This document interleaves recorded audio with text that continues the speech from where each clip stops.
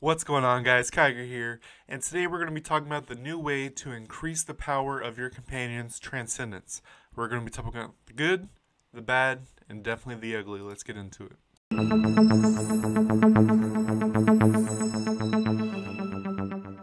Alright guys, so on the screen you can see my Baron Mordo 6-star with 2 red stars. That looks exactly like Nano, right? On equipment, if it looks like a duck, quacks like a duck, probably a duck. You can barely see it, but on the bottom you see level up at 60 out of 60. Obviously I can't. Next to it, the transcend button instead of the increasing the stars. And the top right hand corner of that is a red, pinkish little dot. You guys know the dots on the top, like a skill up there, but it's on the red screen, so it's kind of hard to see. But if I click transcend, you can see I currently have 2 transcendence on it. Now, I got semi-lucky on my Transcendence. You see they're both blue, right?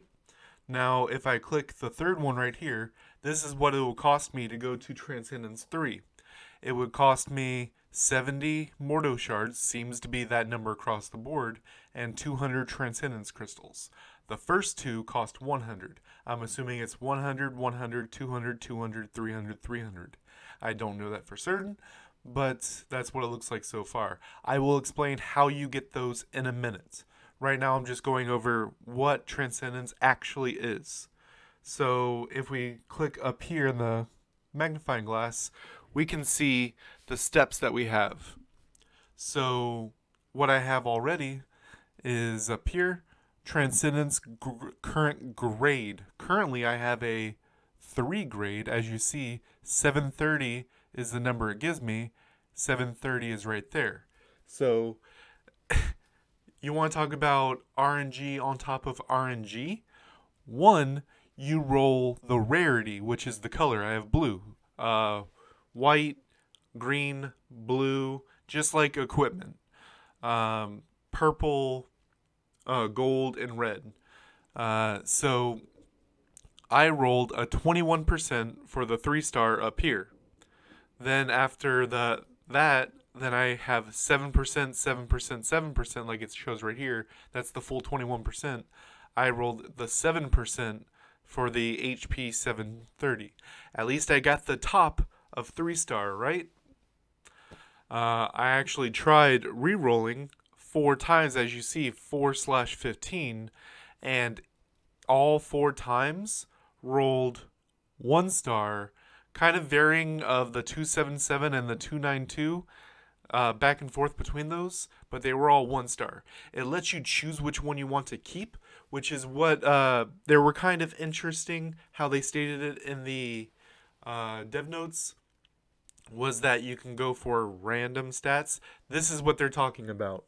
Not, oh, you can get HP, defense, or attack, or crit damage, accuracy, whatever. No, it is just step 1, Transcendence 1 will always be HP, but how much you get will always be different. So if I scored the top of the top, right, 6-star bottom, that's 1460. And then if we go back here, you will see at the top one, 4/15, it'll say plus 730, which is the grade bonus, is the 730, and then the plus 400 is the 4/15 bonus. Once it's at 15, which will be 1500, I can then keep re-rolling it. The plus 1500 will never change, but the reason to re-roll it is to try to get a higher rarity, so I can make my blue into a purple or orange or red. So you'll see the number 2, I haven't done a reroll, which it has a reminder text right there telling you you can reroll for the bonuses. Now, something interesting that someone called attention to, both Claire and Magulama, I probably pronounced that wrong. They're both players that do a lot of theory crafting, and I love them for it. But on the 4, 5, and 6, for specials only, I just wanted to show you guys how crazy this is. So if I go to 4, I have to go to 1 and kind of backdoor look at it. Magnifying glass, go down to step 4. Now, nothing here looks different, right? It is all the same. that's true. So if I go up to 3, it's still the same numbers, but you will see in step 3, the 6-star is 0.85, 0.85, 0.80. But if I go to step 4, the numbers are different, right? What's going on here? What's different? That is because you can scroll down, and step 4, 5, and 6 have active, not active, they are passive. They are passive bonuses that apply when you equip the character. That is also where they messed with our heads, saying that you could get passive effects and equip effects. That was a language barrier or weird way of stating it, but this is a passive effect that you only get if you equipped the companion. But remember, you're only getting this effect 1.66% of the time. Okay. And then so let's look at them, see how good they are. Step 4 is applies 20% attack boost on you for 6 seconds after you summon your companion. It doesn't specifically say when you summon your companion. It does say it has to be equipped. It has to be in the summon slot. So it has to be on that top one. So you can't have 4, 5, and 6 on all 4 of your guys.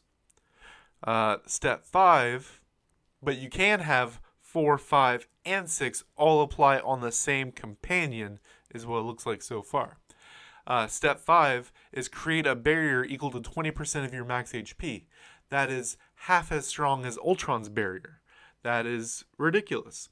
Ultron's barrier is also nerfed in PvP specifically. If this shield right here applies the way it does, it may not be nerfed during PvP, which would make it as strong as Ultron's barrier. So you have a free Ultron on top of whatever your special companion already does. And then step 6 is guaranteed crit for 6 seconds. My mind is blown. How they added that to a Wanda specialization? How are you going to give me a Wanda specialization, a possibly as good as Ultron summon, and Athena just because? What if I put this on Athena? Then I'm getting the Athena bonus, this bonus, a shield, and guaranteed crit. That is pretty ridiculous. Now, I didn't even tell you what the 1, 2, 3, 4, 5, 6 gives you. You can see 1 and 2. 1 gives you HP, 2 gives you defense, 3 gives you attack, and then it repeats itself. HP, defense, attack. Now, if you get lucky and you get the 1, 2, 1.6% roll on 4, 5, or 6, as you see, that is instead of the HP, defense, or attack. But I'm sure you will give up 2.728% HP for 20% attack for 6 seconds on a summon, generally on a 35-second cooldown. Pretty good. Especially, I'd give up 3% defense all day for 20% shield. Next, let's talk about if you should transcend your common and rare companions. Maybe for some chuckles. So I would not do the commons at all because you only get the bonuses if they're on your board. Your 1, 2, 3, 4 on the side as you see. But on the rare, there are 2 to 4 that you can play with. Definitely Ultron and Volstagg. You wouldn't do both of them. But picking one, if you like to do that summon a bunch, could work. Scrag, specifically for Magneto, I would not do it for anything besides something that requires a bunch of guard break. Probably this is a low priority for the big whales that want a specific thing for a specific situation. And if you're one of those elemental type damage characters that still cares about Donna ports, go for it. Now, something to keep track of is, if I look over here, Transcend, I can't look at it right there, but stat bonus, can I see it there? Yeah, I can. Okay, so step 1, 3-star, as you see, 438 is a whole lot less than 730, right? That's the difference between rare and special.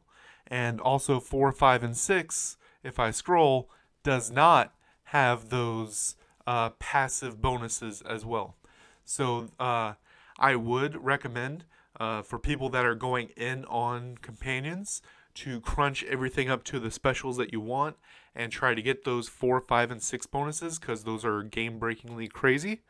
But for those lower free-to-play players or light spenders, we all know that Ultron, especially when we just got Magic to the game, sorry, not Magic, Scarlet Witch to the game, they're going to give you another 30 Ultron shards, so you're going to be closer and closer to a Transcendence level of Ultron. So Ultron is the most realistic one for players. Now, if you look right here, I have 27 out of 100. How do I get those others, right? So the only way in the game to get Transcendence crystals is 3 ways. 2 of them are kind of connected to each other. One is in the shop, $45 monthly offer that you can buy up to 5 times. That gives you 100 crystals. If we look over here, Alliance and Alliance Shop, the new Alliance token system, you can buy 50 of them a week, but you can only use the currency that you get for your weekly payout for being the higher Alliance. So if you're in a higher top 3 Alliance, you'll get that attack boost, 12, 8, and 4%, as well as you'll get more tokens, which leads to more Transcendence crystals. The other thing that you can do is Alliance Raid rewards. Personal doesn't have any, but Alliance Achievement 10, number 10 forward does. So if we look down here, number 10 is 20. The first 4, so 10, 11, 12, 13, 14 is 20. 15 through 19 is 30, and 20 is 50. No one's getting 50, but in total it's 380 a week, plus the 50 that you can buy with a highest rank, Alliance rank. So that's 430 max without putting money into the game. But someone's got to put money in your Alliance to be the top Alliance, and then there's money involved. But the most realistic that most people are going to hit is 12, maybe 13. So you're looking at 10 is the first, so 10, 20, 20, 40, 60, or 80 of these a week. So if you finish 13 or 12 or 13, and then you buy the rest in the Alliance shop, then you can get 1 Transcendence level a week. Some people are saying that the Transcendence crystals are going to be the bottleneck.